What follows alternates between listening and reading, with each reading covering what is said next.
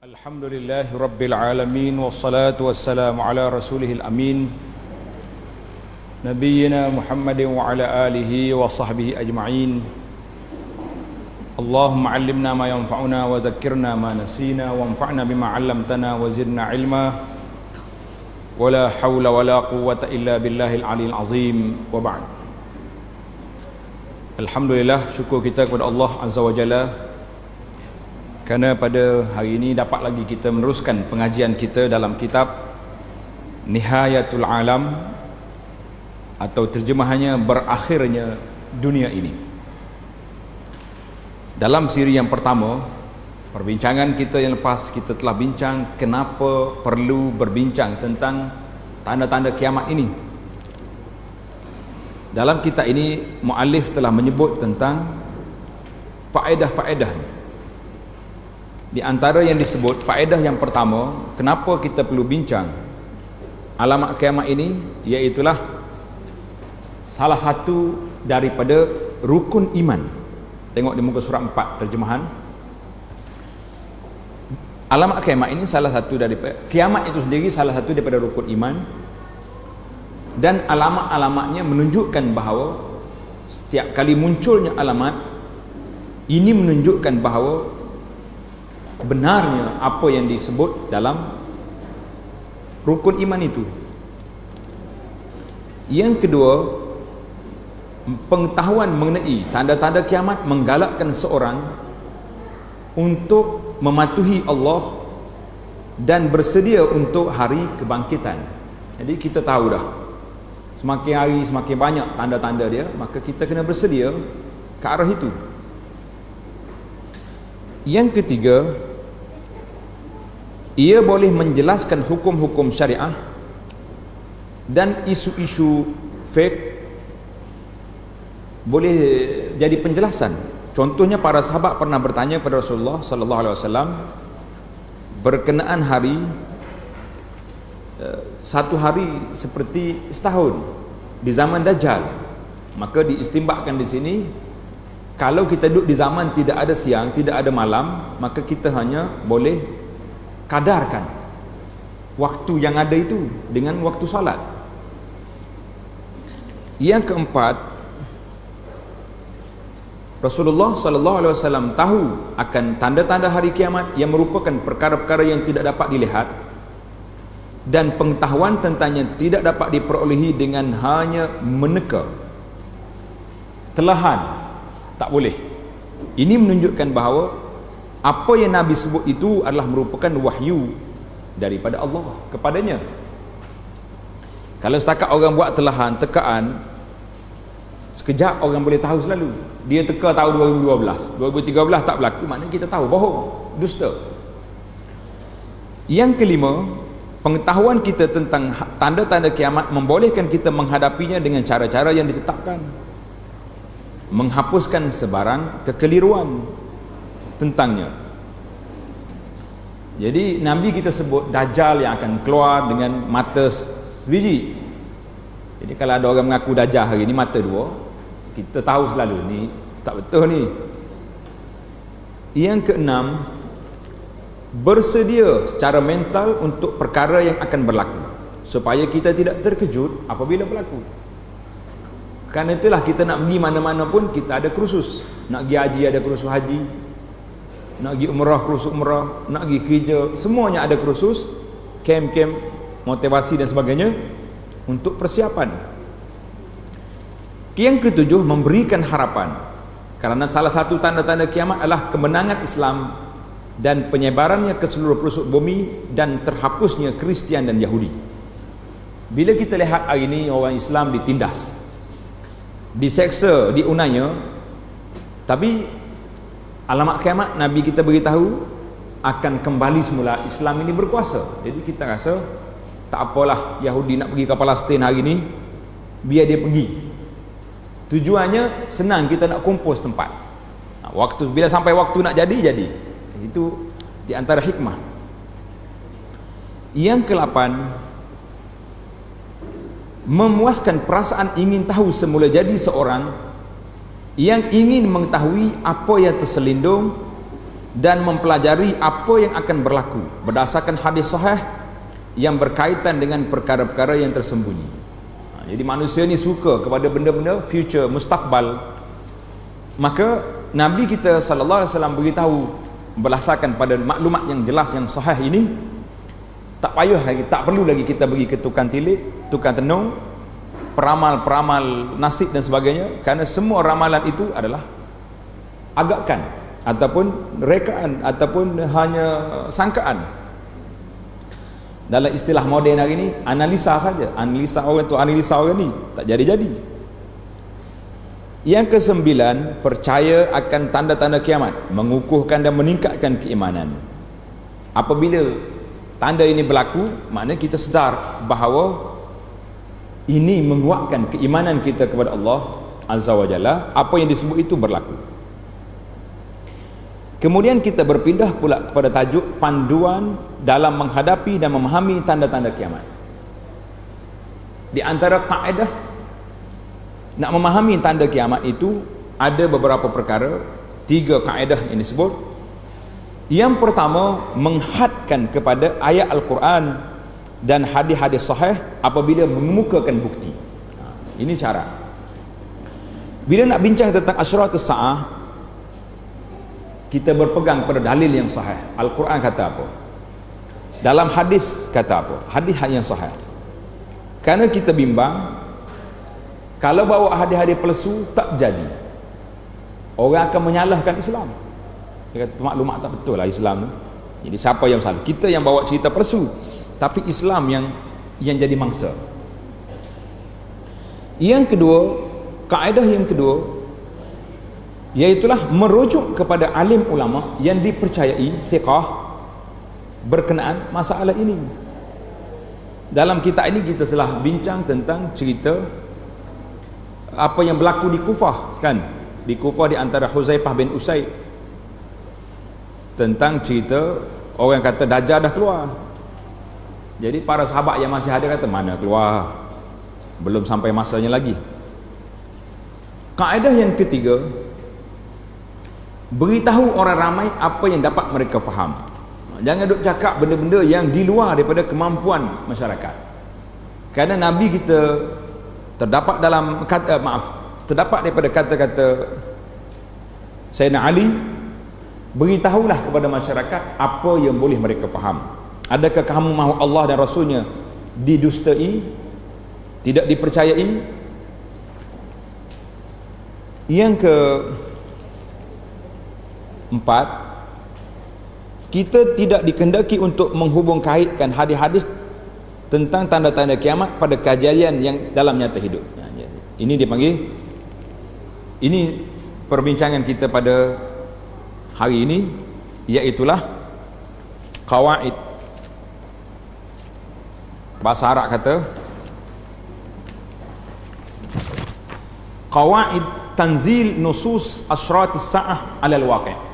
Ini perbincangan yang kita nak huraikan pada kali ini. Dalam bahasa terjemahan dia, garis panduan dalam mengguna pakai nas-nas ataupun teks berkenaan tanda-tanda kiamat pada peristiwa-peristiwa realiti. Bila berlaku gini, kita kata ini tanda kiamat. Bila berlaku ni, ini tanda. Jadi boleh tak boleh? Bagaimana kaedah yang telah disebut oleh para ulama? Di sini ada 3 kaedah. Pada masa lalu dan kebelakang ini, banyak percubaan telah dilakukan untuk mengguna pakai hadis-hadis yang meriwayatkan tanda-tanda kiamat pada peristiwa-peristiwa kehidupan kita yang nyata, realiti orang panggil, dalam cara yang sahih. Saya fikir, saya tu Syekh Muhammad Al-Arifi lah penulis buku ni, Dr. Muhammad. Saya kira saya mesti menyenaraikan beberapa garis panduan dalam mengguna pakai teks-teks berkaitan tanda-tanda kiamat pada peristiwa kehidupan yang realiti. Kaedah yang pertama, lasna mutalabina bitanzili ahadis alal waqi'. Kita tidak dituntut untuk menghubung kaitkan hadis-hadis tentang tanda-tanda kiamat pada kejadian dalam hidup nyata. Jangan ambil hari kiamat pasang kau tu, pasang kau orang ni. Tapi kalau tak kena, masalah. Oleh kerana setiap orang dikurniakan dengan deria, dia panggil hawas, panca indera, yang tertumpu kepada saat sekarang. Mana setiap orang ni dia suka kepada isu semasa. Boleh tulis kat tepi tu, makna liyaumihi wa sa'atihi. Kalau terjemah direct bahasa Arab ni memang bermasalah lah. Dia tertumpu kepada saat sekarang.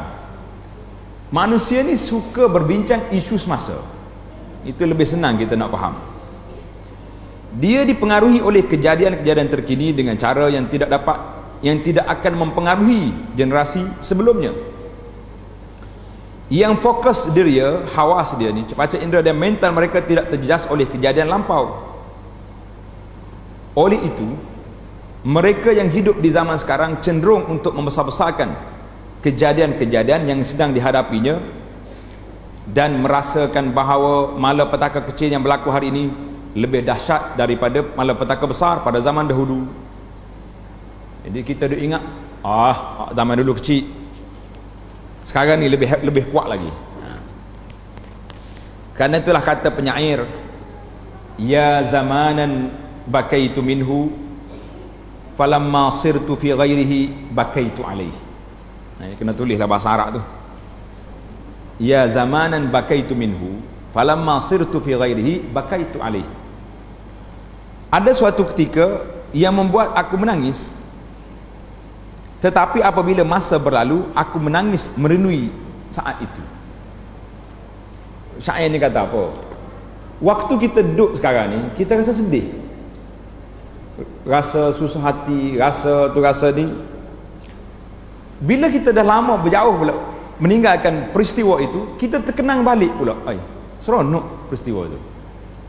Contoh yang paling mudah lah, nak buat hak pala lain payah. Bila kita pergi haji, biasanya lepas haji ni, apa yang kita ingat? Ingat ke anak? Tak? Kalau pergi seorang-seorang, ingat ke mak dia. Berasa nak balik cepat lah tu. Kalau ada tiket boleh tukar, sekarang tukar.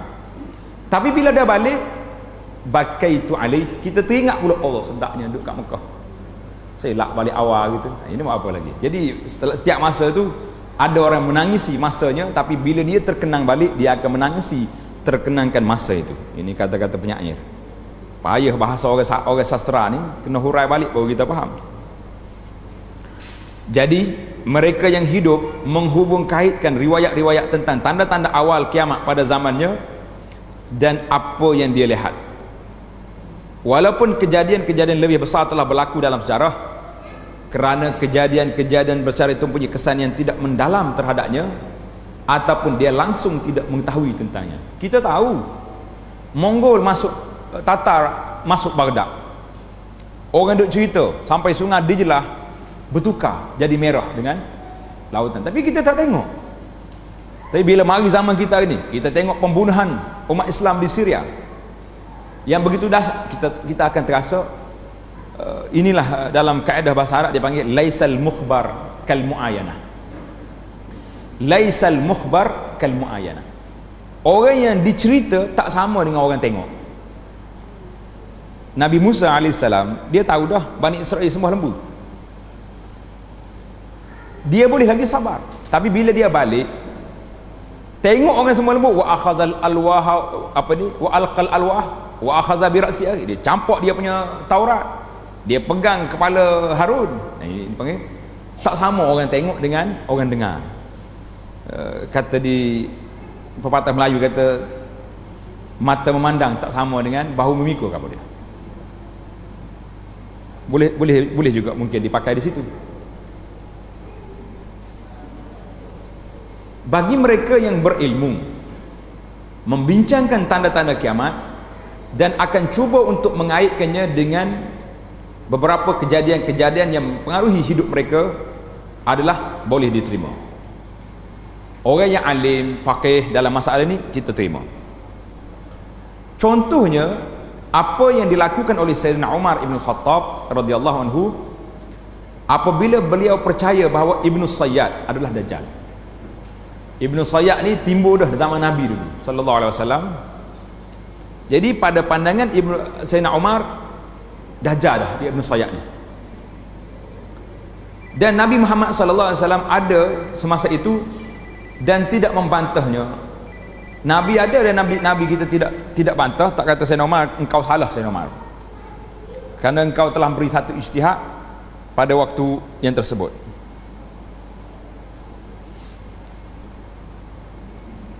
Sebab Sayyidina Umar ni orangnya hebat, cuma mungkin ijtihad dia pada itu tidak tepat dengan waktu.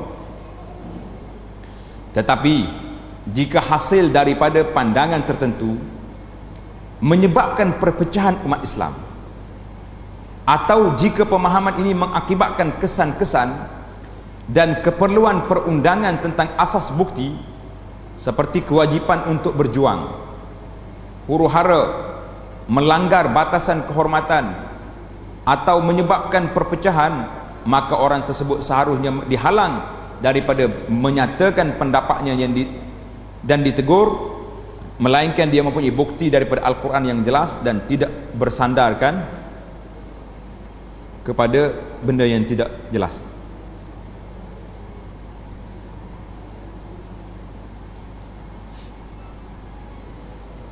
Sebilangan daripada mereka yang mengkaji hadis berkaitan dengan tanda-tanda kiamat menunjukkan minat yang mendalam dalam mengkaji masa lampau dan kini, melampaui dalam penggunaan hadis-hadis yang menyebut beberapa kejadian masa depan dan tanda-tanda kiamat pada kejadian dan peristiwa semasa.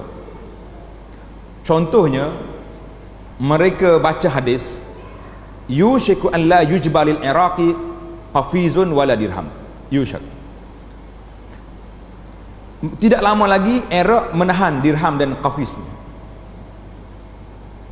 Maknanya bantuan tak sampai ke Iraq.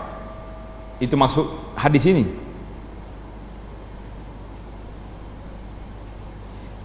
Maka orang ni kata apa? Mereka berkata tanda kiamat ini telah berlaku dalam tahun 1410, tahun 91, apabila sekatan ekonomi telah dikenakan ke atas Iraq oleh Amerika Syarikat. Tahun 91 ni Saddam Hussein dia tawan Kuwait, ingat kita? Itu perang Teluk yang pertama dulu. Saddam Hussein masuk Kuwait. Orang pun baca, bila dia sekatan ekonomi, dia baca hadis ni. Dia kata sampai dalam masa ni, Nabi dah sebut dah ni. Walaupun tafsiran itu munasabah lah sebab sekatan ekonomi kan, tetapi cara mengaitkan hadis-hadis kepada kejadian-kejadian yang berlaku dalam hidup seperti ini mungkin cacat ataupun silap. Terutamanya apabila menyatakan kepastian akan gabungan hadis itu dengan kejadian tertentu. Jadi kita pasti hadis ni kepada Saddam Hussein. Ini banyak dalam kitab kita ni, dia percaya sungguh kepada Saddam Hussein. Apa yang lebih serius adalah apabila beberapa orang cendekiawan telah cuba menentukan baki hayat dunia. Ada yang mengatakan umur dunia ni 5,000 tahun, daripada Nabi Adam kepada Nuh berapa tahun pula, yang tinggal lagi berapa tahun lagi. Ini berlaku di tempat kita pun ada satu kumpulan dulu, dah keluar satu buku dah, umur dunia ni berapa tahun lagi. Siap. Yang baru ni kita cerita orang putih ni, dah orang Melayu pun ada juga.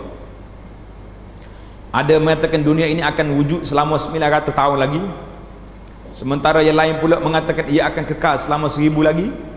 Mereka telah memberikan pendapat mereka berdasarkan beberapa hadis. Mereka yang terkenal dalam ini ialah Imam As-Suyuti, As-Sakhawi dan lain-lain lagi. Jadi As-Suyuti ni, kesan daripada tulisan dia itulah, orang Malaysia ni buat kira-kira berapa lagi kiamat. Anda ingat lagi masa masih lagi remaja, kita duk baca buku ni berapa tahun kiamat, kita pun percaya lah masa tu.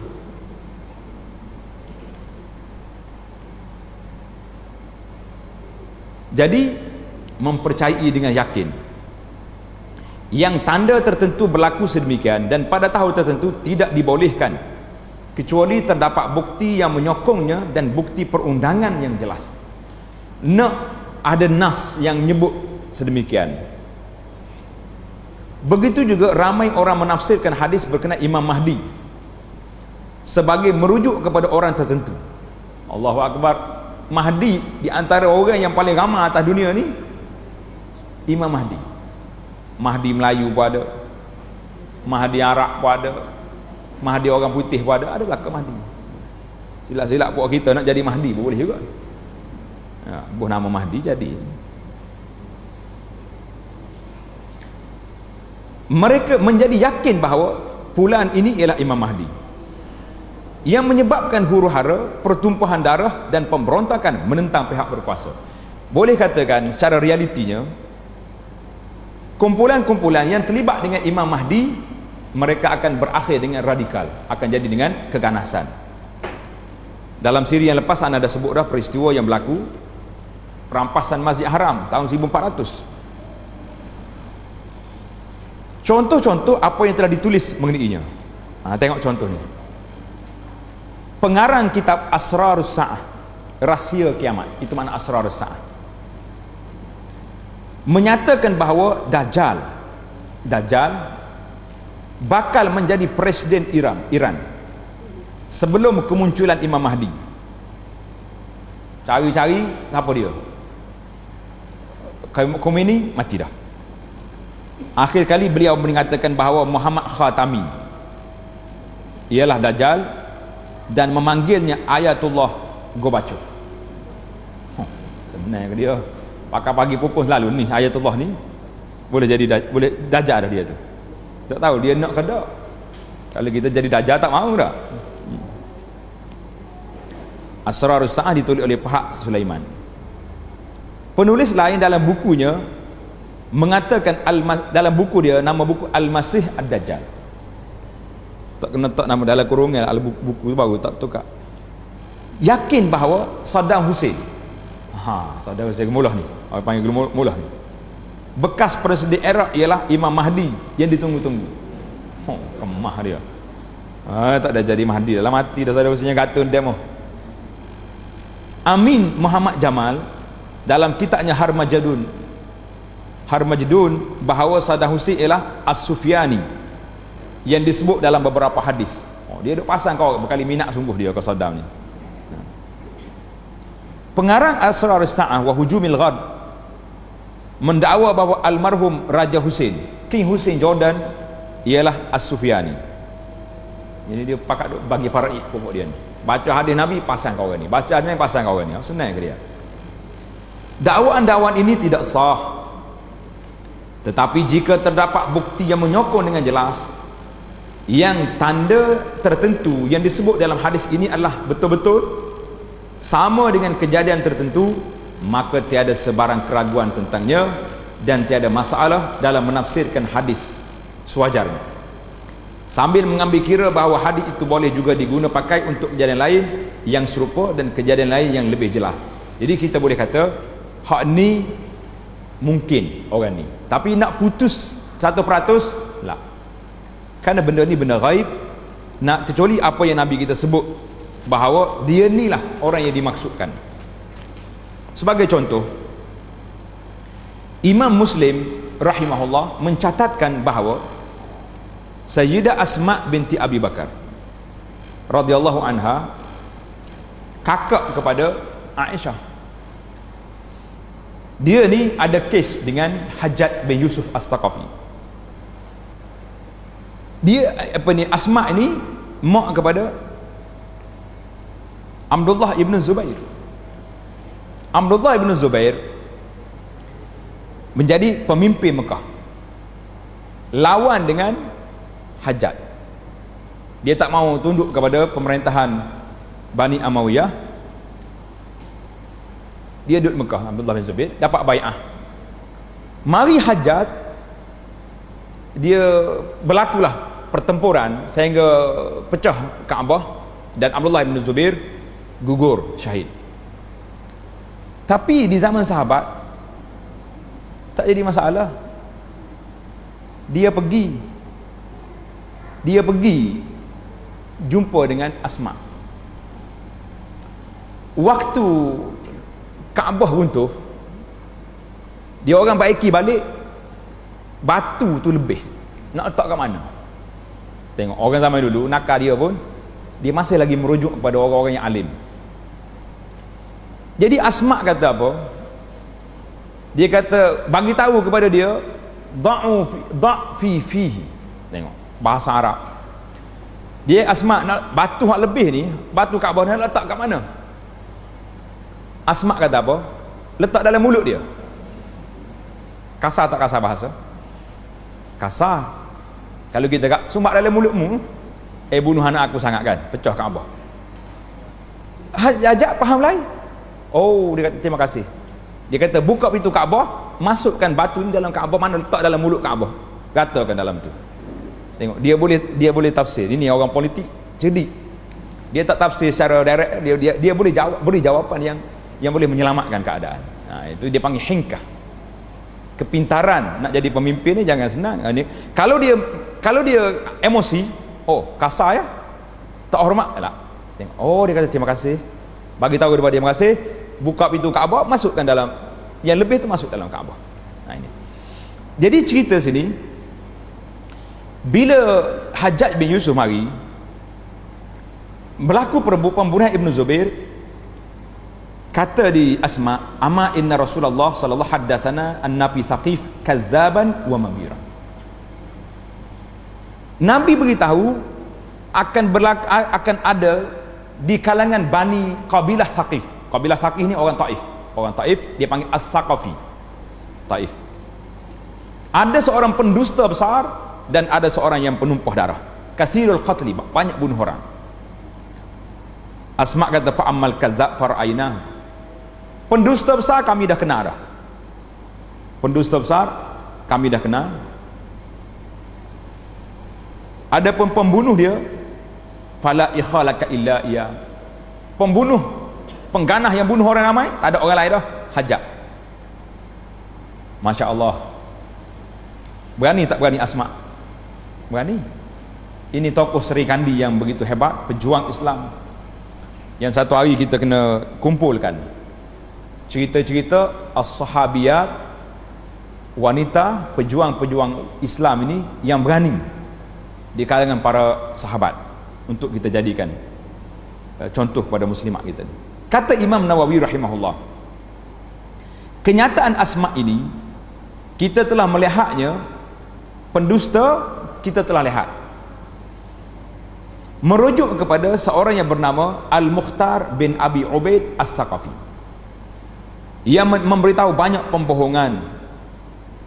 Yang terburuk adalah dakwaannya yang Jibril datang berjumpa dengannya. Nih Mukhtar ni pembohong besar, sehingga dia kata Jibril mari jumpa dia. Para ulama telah bersetuju sebelak suara bahawa pembohong yang dirujuk di sini ialah Al-Mukhtar bin Abi Ubaid, dan pembunuh yang dahsyat merujuk kepada Al-Hajjaj bin Yusuf As-Saqafi. Wallahu alam. Ini kata siapa? Imam Nawawi membuat komentar. Jadi kalau kita lihat kepada tafsiran Asma binti Abi Bakar dalam hadis ini Nabi tak sebut siapa-siapa. Dia sebut akan lahir kazzab, pendusta dengan pembunuh. Asma tafsir dua orang ini kepada Mukhtar dengan Hajjaj. Imam Nawawi kata boleh diterima. Sebab apa? Sebab Nabi sebut daripada kabilah fi Thaqif, kabilah Thaqif. Jadi ruang dia tu agak sempit. Kalau tak sebut luas, kita nak kata lebih sukar untuk buat kesimpulan.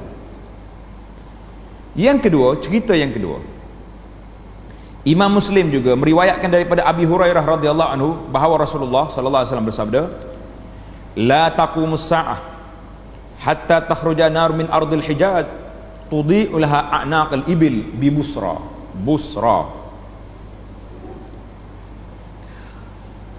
Nabi kata tidak akan berlaku kiamat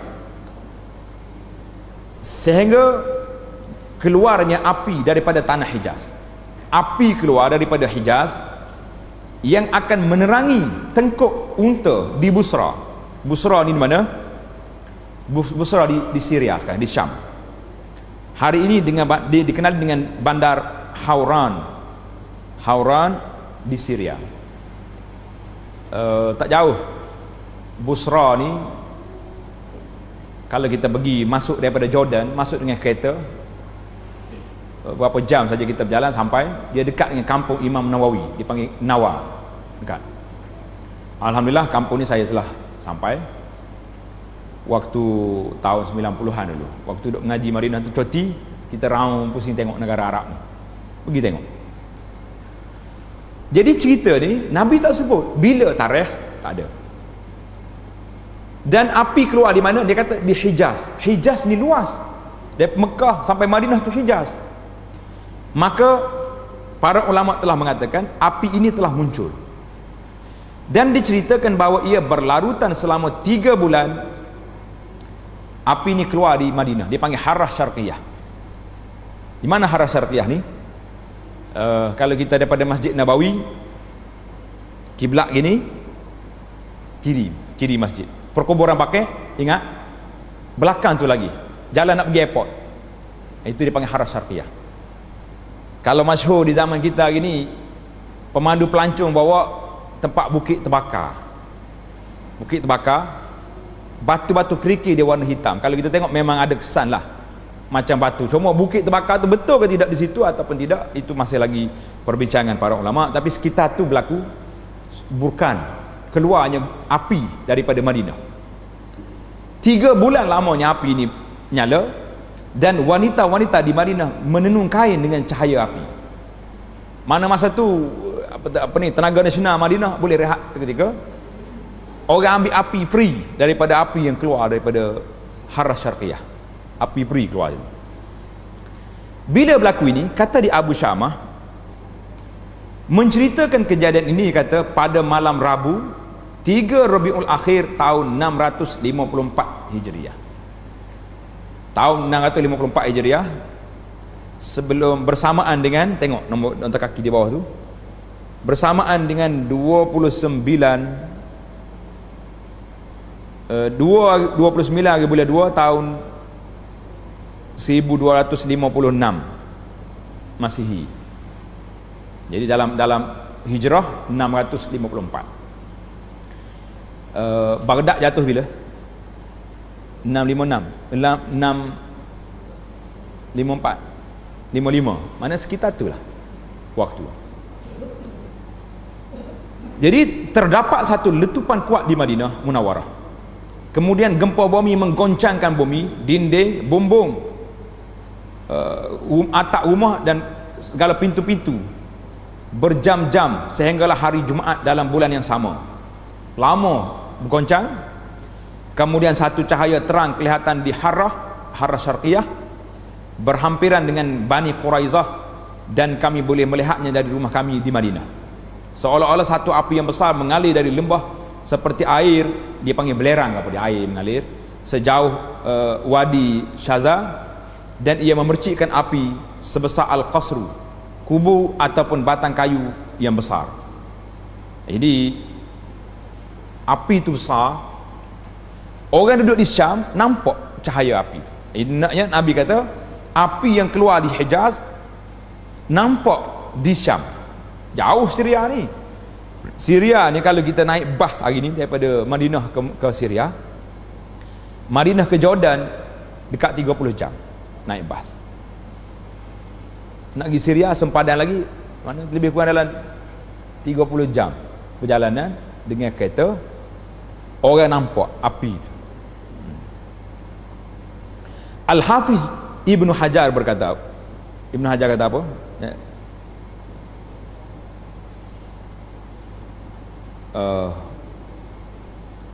Tinggal penterjemah ni, tertinggal satu benda. Kata Imam Nawawi rahimahullah, tengok dalam Arabnya ada. Ini kena komplain penterjemah ni. Qala Nawawi wallazi zahara li, yang zahir pada pandangan saya, api yang dimaksudkan dalam hadis itu iaitulah yang keluar di pinggiran Madinah. Harrah Syarqiyah tadi, sebagaimana dipahami oleh Al-Qurtubi dan lain-lainnya. Nah.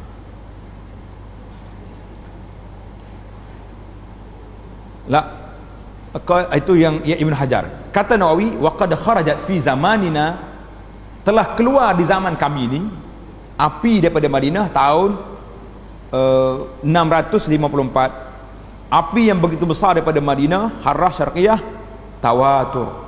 Mana cerita ni tawatur, tersebar dengan begitu meluas bahawa api ini telah keluar, dan mereka menceritakan bahawa orang di Syria, di Busra, nampak dia punya api tadi. Kata di Ibn Katsir pula, Al-Hafiz Ibn Hajar kata, nampaknya bagi saya api yang disebut dalam hadis ialah api yang muncul di pinggiran Madinah. Jadi itu menyokong saja. Biasa Ibn Hajar ni rahimahullah, dia akan ambil pandangan Nawawi sebab Nawawi dulu pada dia. Hadis yang ketiga, cerita yang ketiga, Imam Ahmad meriwayatkan daripada Abi Hurairah radhiyallahu anhu berkata bahawa Rasulullah sallallahu alaihi wasallam bersabda, tidak akan terjadi kiamat, la taqumus sa'ah hatta tazhurul fitan wa yaksurul kazib wa tataqarabul aswaq wa yataqarabuz zaman wa yaksurul haid. Tidak akan terjadi kiamat sebelum tercetusnya huru-hara. Al-fitan, berlakunya fitnah, huru-hara di kalangan dalam masyarakat. Banyaknya pembohongan. Zaman, jarak masa berhampiran. Masa berlalu pantas dan banyaknya haraj. Apa dia haraj? Sahabat tanya, apa dia haraj Rasulullah? Baginda menjawab, banyaknya berlaku pembunuhan. Jadi kata ulama, apa dia maksud banyaknya berlaku peristiwa ini? Jadi kalau kita nak tengok zaman kita gini, orang zaman dulu pun pakai dah zaman kita gini, kita boleh katalah, oh banyaknya pembohongan, banyaknya pembunuhan, banyak. Di Syria saja gini tuan-tuan, ratus ribu telah dibunuh. Tafsiran yang betul tentang masa berlalu pantas, cepat masa, dan pasal-pasal semakin rapat seperti yang tersebut dalam hadis adalah apa yang berlaku pada masa kita sekarang, di mana bandar-bandar dan kawasan-kawasan semakin dekat antara satu sama lain, dan masa yang diambil untuk bergerak di antara kawasan itu telah dipendekkan dengan terciptanya kapal terbang dan kereta. Allahu a'lam. Jadi tajuk ni kita akan bincang panjang dalam bab dia nanti insya-Allah. Cuma nak hurainya, tafsir ulama kepada hadis ni, tengok satu-satu. Huru-hara, hari ni huru-hara ke tidak? Huru-hara, mana-mana saja pembunuhan berlaku, mana saja pembohongan. Allah, jangan duk ceritalah. Tambah-tambah kalau musim-musim tertentu pula gak lagi banyak, juta sana juta sini kan. Contoh, masa berhampiran, dekat masa, pagi dengan gelap kita rasa lama ke sekejap? Sekejap. Dan jarak dia jadi dekat. Dulu daripada Kota Baru ke Kuala Lumpur, jarak dia sama ya, 600-400 km. Orang berjalan kaki berapa lama? Sebulan boleh sampai? Tak tahulah, tak ada orang berjalan dah masa ni dah. Naik bas satu malam. Hari ni pula mari pula kapal terbang 45 minit. Itu dipanggil taqarub, zaman jadi dekat. Pasar-pasar jadi rapat. Mana tak rapat? Kita duduk sini nak beli apa, tak payah pergi dah, pakai tengok dalam internet, masuk duit 2-3 hari sampai orang hantar. Ini semua alamat kiamat. Kata di tafsiran para ulama di sini, Syekh Abdul Aziz rahimahullah menyebut bahawa ini tanda-tanda kiamat. Jadi tak salah, sebab memang realiti berlaku. Mari orang zaman lain pula dia tafsir lebih cepat lagi. Mungkin masa tu semua orang tak payah naik kereta apa dah, jam tak main dah, semua orang pakai sayap sendiri, terbang ke atas jalan dah. Dia berlagu atas pula mati bawah, kita tahulah. Wallahu a'lam. Satu masa lagi akan berlaku rekaan cerita ini. Itu kaedah yang pertama. Kaedah yang pertama, nas-nas syarat tentang alamat kiamat ini tidak semestinya kita tidak dituntut untuk melakukan setiap perkara itu dikaitkan dengan semasa, tetapi sekiranya benda tu boleh kita buat dan ada nas yang boleh kita huraikan, maka boleh, tidak menjadi kesalahan. Al-qaidatu tsaniyah, kaedah yang kedua, laisa syartan an yakuna wuqu' asyrati sa'ah qariban min qiyamiha. Tanda-tanda kiamat tidak semestinya berlaku hampir pada permulaan masa tersebut. Tak semesti. Tidak kata nak kiamat ke berlaku masa itu. Tetapi ia mungkin berlaku pada masa yang lama sebelum kiamat. Jadi bermula daripada bila lagi diisytiharkan, tanda-tanda kiamat ialah alamat-alamat yang menandakan kiamat hampir tiba. Sama ada tanda-tanda ini muncul sebaik saja sebelum terjadinya kiamat atau pada masa yang lama sebelum terjadinya kiamat. Jadi kita dah bagi dalam kitab kita ni, tuan-tuan boleh tengok nanti, kategori yang kecil dengan yang besar. Ada ni. Contohnya Rasulullah sallallahu alaihi wasallam bersabda, bu'istu ana was-sa'atu kahatain. Bu'istu ana was-sa'atu kahatain. Dibangkitkan aku ni, jadi Nabi ni dengan kiamat begini. Nabi angkat dua jari rapat, mana tak ada lagi Nabi di celah tu. Nabi kita baginda merapatkan jari telunjuk dengan jari sedap di sini, jari hantunya. Pakai lagi jari hantu sini. Dia jari hantu ni jadi rasmi dah kah? Bahasa Malaysia. Ke penterjemah ni ya, jumpa hantu sini. Lemah sungguh dah. Mana kalau kita ni ada pak dalam tangan kita ni, pak hantu ada, dua di tangan, dua di kaki. Hak ni yang payah nak pergi masjid ni. Kita nak bangun dia pegang dah, hantu pegang.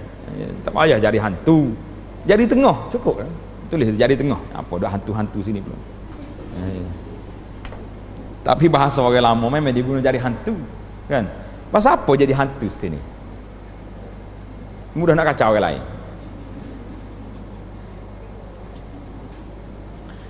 Ini menunjukkan bahawa perutusannya dan kewafatannya dekat. Merupakan salah satu tanda-tanda hampirnya kiamat. Bermakna Nabi 124,000 orang yang terakhir sudah bangkit. Bila Nabi bangkit yang terakhir, lepas pada itu kiamat, tak ada lagi Nabi. Itu maksudnya. Tanda-tanda yang lain yang berlaku selepas itu adalah lebih hampir dengan kiamat daripada dua perkara ini. Jadi Nabi kata, aku yang pertama dibangkitkan, yang kedua wafatnya Nabi sallallahu alaihi wasallam. Jadi wafat Nabi. Jadi tuan-tuan nak dengar cerita ringkas tentang wafatnya Nabi, cuba tengok dalam Abu Anas Madani itu, saya dah letak di situ. Saya cerita ringkas tentang peristiwa kewafatan Rasulullah sallallahu alaihi wasallam. Kita boleh membahagikan tanda-tanda kiamat kepada kategori yang berlainan mengikut bila ke ia berlaku. Beberapa tanda kiamat telah berlaku tepat seperti apa yang disabdakan oleh Rasulullah sallallahu alaihi wasallam. Contohnya seperti perutusannya, kewafatannya dan kemunculan nabi-nabi palsu. Berlaku dah. Lepas daripada Nabi kita sallallahu alaihi wasallam wafat, berapa orang palsu mari? Musailamatul Kazzab, berapa lagi 2-3 orang nama bangkit selalu. Itu Nabi menunjukkan bahawa sudah berlaku. Beberapa tanda kiamat mula berlaku, merebak dan menonjol. Contohnya seperti hampirnya pasar-pasar, kedai-kedai jadi dekat. Ini diterjemahkan oleh sebahagian ulama, pasar jadi dekat di sini dengan makna barang yang kita nak ada. Orang duduk di Mekah boleh makan durian, pelik tu. Bahkan budu pun sampai di Mekah. Saya pun heran juga, punya bawa lah benda busuk ni pas Mekah ni. Petang ada dekat. Kita duduk sini pula, Masya Allah, macam duduk di kedai di Madinah, nak makan tahinah ada, zaitun ada, nasi mandi tu sekira lah, rapat dah tema kita. Habis dah cerita, dekat. Aswak tu jadi dekat dah. Pasal-pasal perkembangan celik huruf. Allah, dulu tak ramai orang sekolah, hari ni sekolah terlalu banyak. Sampai tahun ni katanya UPSA pasal kena dia naik upgrade sebab ramai sangat anak boleh 5A, tak ada tempat dah nak masuk. Ini tanda. Dan banyaknya pembunuhan al-haraj. Beberapa tanda belum lagi berlaku tetapi akan berlaku, seperti kemunculan dabbatul ard, binatang yang akan keluar daripada bumi, dan dajjal. Kaedah yang ketiga, khuturatu tanzilil khatib, kesilapan bahaya besar semasa meletakkan hadis-hadis berkenaan dengan tanda-tanda kiamat pada kejadian yang nyata. Kita ambil hadis alamat kiamat, kita pergi pasang kepada peristiwa yang berlaku sekarang. Sebab kalau berlaku sungguh, orang percaya. Kalau tak berlaku, orang akan dusta, kan? Nas. Yang pertama, ini bahaya yang pertama, annahu qaulun bighairi ilmin. Orang yang bercakap ini dipanggil percakapan tanpa ilmu, dan meneka agak-agak akan perkara-perkara yang tersembunyi. Ini bahaya ni, agak benda-benda yang tersembunyi. Jika anda ingin menyatakan secara yakin bahawa satu tanda yang disebut dalam hadis berlaku pada masa tertentu, ini memerlukan bukti daripada teks ataupun pemikiran. Jika tidak terdapat bukti, maka tidak wajar bagi orang yang beriman, ia diperintahkan agar berhati-hati untuk berbicara tentang isu-isu perundangan ini, isu-isu syariah, tanpa ilmu. Jangan kita pandai-pandai kita. Banyak contoh yang orang buat ni dalam kitab kita. Yang kedua, melakukan perkara yang tidak ditentukan atau meninggalkan perkara yang ditentukan. Buat hak orang tak suruh, kita tinggal hak orang suruh. Terdapat segolongan yang membaca buku-buku yang menceritakan tentang kemunculan Imam Mahdi, dan di mana pengarang yakin siapa Imam Mahdi tersebut. Terdapat pembaca yang memutuskan untuk menunggu kedatangan Imam Mahdi dan mengatur urusan mereka berdasarkan kemunculan beliau. Bahkan ada juga di antara mereka yang membeli kuda dan pedang sebagai persiapan untuk peperangan besar yang akan datang. Dia kata oleh kerana masa tu, bila Imam Mahdi mari, minyak tak ada, elektrik tak ada, maka orang akan perang naik kuda balik. Ini pokok dia main kuda kan. Ada juga di kalangan mereka yang tidak berkahwin atau berkeluarga atas sebab kemunculan Dajjal yang tidak lama lagi. Buat menyusah ya, nak cari anak payah, nak lari susah. Jangan kahwin. Cerita berat berlaku ni. Jadi salah guna hadis ini menyebabkan manusia jadi celaru. Yang ketiga, an yaula ila mafasida kubra, ia membawa kepada banyak kesan buruk seperti tidak mempercayai Allah dan Rasul. Orang akan dustakan Allah dan Rasul. Contohnya, dikatakan bahawa apa yang dimaksudkan dengan Imam Mahdi ialah begini, Imam Mahdi ini macam ni, dan ia sebenarnya palsu. Maka ini akan menyebabkan ada orang yang menolak hadis yang menyebut tentang Imam Mahdi. Perkara yang sama mungkin berlaku pada tanda-tanda kiamat yang lain, jika seorang itu menerangkannya dengan yakin dan mengaitkannya dengan beberapa kejadian hidup yang nyata dan ia terbukti palsu. Ini semua ini kaedah-kaedah ini kepada pelajar-pelajar talabatul ilmi. Ini saya bawa satu kitab yang menarik, nama dia Ma'alim wa Manarat, tanda-tanda pedoman di jalanan fi tanzili nususil fitan wal malahim wa asyratis sa'ah alal waqa'i wal hawadis. Ini kitab cantik, kena beli buku ni, cari dalam internet pun ada. Dia kan alamat kiamat ni, taqarub al-aswaq, pasar jadi dekat dah. Kitab ni keluar di Arab, di Saudi, di Zahran, tapi kita duduk sini boleh beli. Kalau tak beli pun cari dalam dora.net, turun ambil situ je free. Jadi bahaya banyak lagi dalam, saya tak nak baca lah. Pelajar-pelajar boleh tengok sini. Bahayanya, yang pertamanya, kita akan berkata benda yang tidak dimaksudkan, begitu dalam syarak. Kita pasang tu kalau dalam kitab kita tulis juga, buat benda yang tak sepatut kita buat dan meninggalkan benda yang sepatut. Tahiyatul al-jaw, memberi ruang kepada orang percaya kepada golongan-golongan pendakwah ajaran sesat. Biasa ajaran sesat ni dia akan kait dia dengan Imam Mahdi dan juga dengan Khidir. Kami punya ajaran ni mari daripada Khidir, mimpi jumpa Khidir, mari Imam Mahdi, macam-macam. Jadi ini dia kata di antara perkara. Kemudian kita lihat pula kepada makna tanda-tanda kiamat. Makna asyratus saah tu apa arti dia?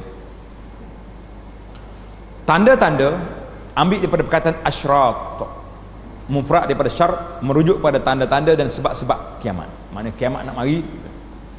Kiamat akan berlaku selepas adanya tanda-tanda ini. Kiamat pula apa dia? Apa dia kiamat? Kiamat ialah masa bermulanya kebangkitan semula. Ia disebut sebagai sa'ah ataupun as-sa'ah. Sa'ah ataupun as-sa'ah. Itu dipanggil kiamat. Kerana ia akan datang menimpa manusia secara tiba-tiba. Dalam sekelip mata, dengan bunyi satu jeritan sengkakala, mereka semua akan mati. Sayhatan wahidah. Dalam Quran sebut sayhatan wahidah. Pasal itulah kalau kita pergi Mekah, menara jam besar. Dia panggil apa? Burj. Setengah orang panggil burj sa'ah. Dia panggil menara jam.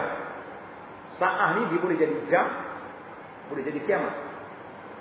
Jadi pasal tu Arab kalau kita kata hazi burj sa'ah, kita kata ini apa ni, tower kiamat. Dia kata dah tower jam, dah tower kiamat. Jadi kalau nak kiamat mana sabar tu sebab disebut dalam hadis kan. Di antara tanda kiamat nanti kita akan jumpa, iaitulah orang-orang Badui ini meninggikan binaan.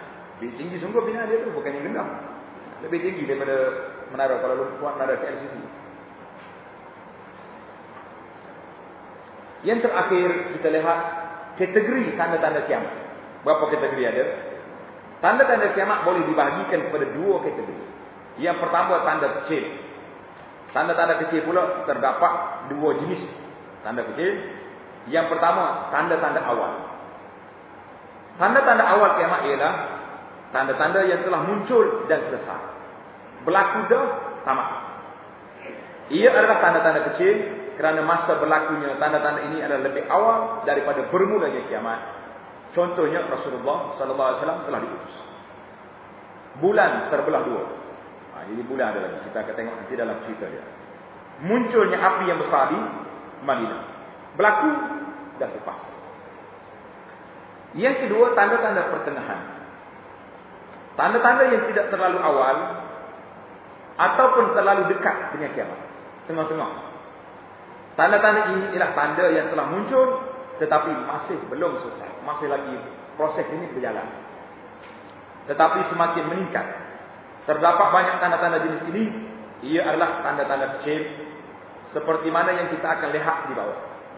Termasuklah wanita hamba melahirkan tuan. Ini hadis ini Nabi kita sebut talidat amatu rabbataha, ataupun hamba melahirkan tuan. Apakah maksud hamba di sini? Hamba sungguh? Itu berlaku dah. Hamba apabila diguna oleh tuan dia akan lahirkan anak itu merdeka, jadi tuan dia. Ada setengah ahli tafsir zaman kita ni kata ibu melahirkan anaknya yang akan jadi bos pada dia. Hari ni berlaku tak tidak? Berlaku tak? Kenapa tak tegur anak tu, tak salat tu? Tak boleh. Dia dah pakat besar. Kan tak sampai pula 500 bulan tu. Ini dah nak tegur tak boleh. Ini isu. Sebab itulah insya-Allah dalam alamat kiamat ni kita tak sekadar baca saja. Kalau setakat baca saja habis masa, kita baca nas yang ada dan kita cuba syarah kaitkan dengan realiti semasa dan bagaimana nak menangani isu-isu yang ada insya-Allah. Jadi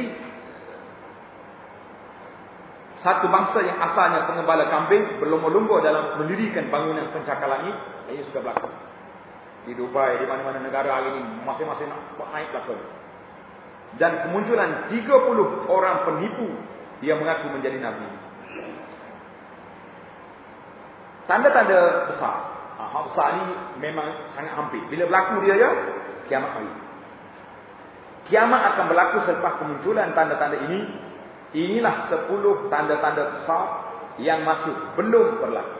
Tak berlaku lagi. Huzaifah bin Yaman radhiyallahu anhu berkata, bahawa Rasulullah sallallahu alaihi wasallam telah menjenguk kepada kami semasa kami sedang ingat-ingati antara sama-sama lain. Huzaifah kata kami duduk kumpul ramai-ramai duduk bincang tentang kiamat. Nabi jenguk tengok daripada rumah dia mungkin. Nabi kata, "Ma tatazakaru?" Kamu duduk bincang apa tu? Kami menjawab, kami membincang tentang hari kiamat dan saat berlakunya. Maka Nabi sallallahu alaihi wasallam bersabda, sesungguhnya saat kiamat tidak akan berlaku melainkan setelah kamu melihat sebelumnya 10 perkara. Berlaku 10 ni, kiamat. Lalu baginda sallallahu menyebut alamat atau tanda-tanda. Yang pertama akan keluar asap, dukhan. Yang kedua Dajjal, orang yang menyembunyi dan mengubah keadaan perkara-perkara yang benar dengan perkataan dusta atau perbuatan sihirnya, Dajjal. Yang ketiga Dabah, binatang besar akan keluar. Yang keempat, terbit matahari dari pihak masuknya dari sebelah barat. Turunnya Nabi Isa ibnu Maryam. Keluarnya Ya'juj dan Ma'juj. Sekarang ni orang korek sana sini nak tunggu Ya'juj keluar. 6 perkara. Berlaku 3 tanah runtuh. Satu runtuh di timur, di barat. Satu lagi di semenanjung tanah Arab. Yang ke-10, tanda terakhir ialah api yang akan keluar daripada Yaman dan mengheret manusia ke tempat perhimpunan. Perhimpunan itu ada mengatakan di bumi Syam. Jadi pasal itulah hari ini sebahagian daripada pendakwah kita ni duk kaitkan berlakunya di Syria hari ini dengan hadis-hadis mahsyar. Jadi kita rasa masih lagi jauh kerana banyak lagi tanda-tanda besar ini yang belum terjadi. Tapi dalam kitab Asrar Islam mengatakan bila terjadi benda ni dia macam tasbih. Satu dia akan sambung. Beberapa hadis lain menyebut tentang Imam Mahdi, kemusnahan Kaabah dan hilangnya Al-Quran dari muka bumi. Ini kita akan membincangkan hadis ini dalam topik-topik yang berikut. Insya-Allah kita akan masuk. Tengok dalam senarai di sini tanda-tanda kiamat kecil. Yang pertama, tanda-tanda yang telah berlaku. Yang telah berlaku sampai kepada penulisan buku ini sebanyak 84 perkara. 84 sudah berlaku. Jadi kita tak payah baca satu-satu lah kan. Kalau baca satu-satu pula panjang cerita tapi sedap juga ni. Dengarlah kita baca sepintas lalu. Orang-orang yang tak ada buku dia tengok. Yang pertama, Nabi Muhammad sallallahu alaihi wasallam diutuskan. 2, kewafatan Nabi Muhammad sallallahu alaihi wasallam. 3, bulan terbelah 2. 4, kewafatan para sahabat. Sahabat mati semua. Yang ke-5, penaklukan Baitul Maqdis. Yang ke-6, kematian disebabkan wabak, mati ramai. Yang ke-7, banyak fitnah. 8, banyak saluran televisyen satelit. Kena zaman kita ini parabola saja ni kan. Tak pada yang astro negara, astro luar masuk. Berlakunya peperangan Siffin. Kemunculan kaum Khawarij, pendusta dan penipu mengaku nabi, tersebarnya keamanan dan kemewahan, kemunculan api di Hijaz di Madinah tadi, peperangan menentang bangsa Turki, orang-orang zalim yang memukul orang-orang dengan cemeti, banyaknya pembunuhan, kejujuran hilang dan luput dari dada manusia. Nak kaya orang jujur payah. Mengikut cara-cara bangsa yang terdahulu orang kafir, wanita hamba melahirkan tuannya, wanita-wanita yang berpakaian tetapi masih bertelanjang, manusia berlomba-lomba meninggikan bangunan, menegur sapa orang yang dikenali sahaja. Ni lambat lagi nak sapa ni. Kita sebut hari ni kalau saya ada sini contohnya. Bila mari anak murid, dia bagi salam kepada sahabat. Assalamualaikum Ustaz. Dia bagi salam kepada sahabat. Kau Ustaz seorang. Apa orang lain semua tak masuklah. Sebab dia fokus. Assalamualaikum Ustaz. Ini banyak kes ni. Jadi salam umum. Assalamualaikum. Jangan duduk fokus. Ustaz gemuk kita, kaya kita. Kalau tidak boleh dia seorang. Orang lain tak masuk. Dia panggil salam khas. Alamat kiamat. Perdagangan yang meluas, kaum wanita turut berniaga bersama suami mereka. Tentang sini, tak dia bukan semua alamat kiamat ini. Alah, Tapi fenomena yang terjadi. Baru ni ada orang perempuan telefon kata, salah bahasa saya kata tak salah. Bukan semua yang disebut ini salah. Kamu tu saya rekat sebut kita. Monopoli pasaran oleh beberapa peniaga. Maknanya macam kita hari ni. Ya, orang kaya. Kadang-kadang kita tanya dia, berapa buah ada kereta? Taksi saja 200 buah, dia seorang. Orang lain bawa kereta orang lain. Nanti saya kata 26 kenyataan palsu banyak. Tidak tampil ke depan dengan kenyataan yang benar. Meratakan kejahilan, mensebarnya kejahilan dalam bidang agama. Sifat kedepu dan bakri yang meluas. Memutuskan silaturahim. Jiran yang tidak baik. Keruntuhan akhlak yang menjadi-jadi. Orang yang jujur dianggap pengkhianat. Ini betul tak habis. Dan pengkhianat dipercayai. Kematian orang-orang yang kenamaan dan mulia dan bertambahnya orang jahil, tidak mengambil berat tentang punca kekayaan sama ada halal atau haram, harta rampasan perang, harta kerajaan menjadi milik mutlak beberapa individu saja, dia panggil kroni. Barang yang diamanahkan dianggap sebagai harta rampasan. Orang akan membayar zakat dengan hati yang berat dan zakat dianggap sebagai cukai. Ilmu dicari dengan tujuan selain Allah. Patuh kepada isteri dan tidak patuh kepada ibu. Rapat dengan kawan, jauh dengan keluarga. Meninggikan suara di masjid. Hari ni kuat. Dengan gendang, dengan lagu-lagu dalam masjid. Pembuat maksiat menjadi pemimpin kaum mereka. Pemimpin ialah orang yang paling jahat. Hormat kepada seorang kerana takutkan kejahatannya. Banyak terjadinya zina. Ramai orang lelaki memakai sutera. Banyak terjadi minum arak. Ramai orang memainkan alat-alat muzik. Mendoakan kematian. Seseorang itu beriman pada waktu pagi dan kufur pada waktu petang. Bermegah-megah dengan masjid. Masing-masing nak buat afsal. Orangnya tak ada. Menghiaskan rumah. Ribut kerak berlaku bila kiamat kian hampir. Selit huruf tersebar luas, orang mengaji banyak. Mencari rezeki dengan cara bercerita dan bercakap besar tentang kelecehan percakapannya. Sensitif ni. Dia panggil pakar motivasi banyak hari ni. Bahaya. Setengah-setengah tu motivasi. Masih ada ni enggak. Tak ada apa. Tersebarnya buku selain daripada Al-Quran. Ramai pembaca tapi sedikit fuqaha. Orang yang faqih, orang yang mengaji agama ramai. Menuntut ilmu daripada orang yang tidak penting. Kematian mengejut, orang bodoh memerintah, masa berlalu dengan belit pantas, orang bodoh bercakap, orang yang paling bertuah dalam urusan keduniaan ialah luka bin luka, ini orang jahat tu hebat. Masjid dijadikan laluan.